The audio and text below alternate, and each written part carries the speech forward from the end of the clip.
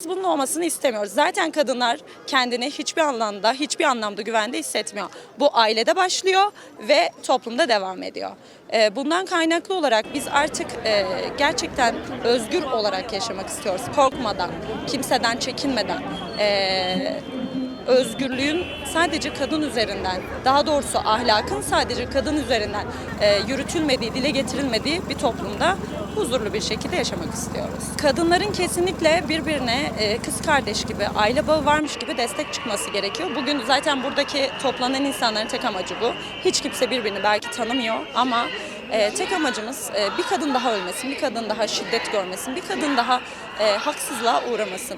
Kadınların bu noktada çemberin dar alanından başlayıp geniş alana doğru birbirini her anlamda desteklemesi, el ele tutuşması gerektiğini düşünüyorum. Ama sadece kadınların değil, erkeklerin de sorumluluk bilinci yerinde olan, gerçekten hakka, hukuka önem veren erkeklerin de kadınları bu anlamda desteklemesi gerektiğini düşünüyorum. Türkiye'de her gün bir kadın öldürülüyor. Vahşice katliamlarla karşı karşıya geliyoruz. Rojinka Baş'tan tutun, Gülistan Doku'dan tutun. Bir daha birçok kadın ölümle karşı karşıya kalıyor. Biz de ideolojik anlamda meydanlarda toplanıyoruz. Sesimizi tüm dünyaya haykırmak için. Çünkü bu ülkedeki sistem hiçbir zaman kadına yeterli hakları vermedi. Kim kadını öldürüyorsa cezaevine giriyor ama aynı gün dışarı çıkma hakkına sahip oluyor.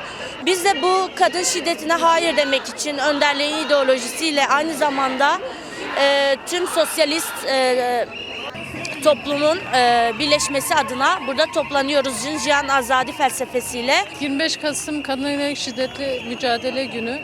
Kadınlar her zaman olduğu gibi özellikle şiddetin yükseldiği bu günlerde alanlarda olmaya, direnmeye, şiddete karşı ses çıkarmaya, haykırmaya geldi. En çok da kadınlar bu süreçte aslında barış için alanlarda.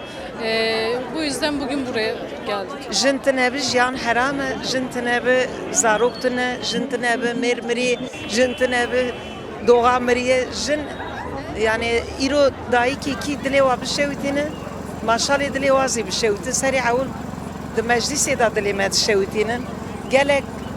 Gelek xortê me zindana dayî dayîk û bavê wa nabînin rehmet dikin. Nêviya zaten besî her tiştî îro ji bo barişê gavkî dibêjin em dabêjin. Muhatap İmralı'ya herkesi dizanı bê serokatî jiyan nabe.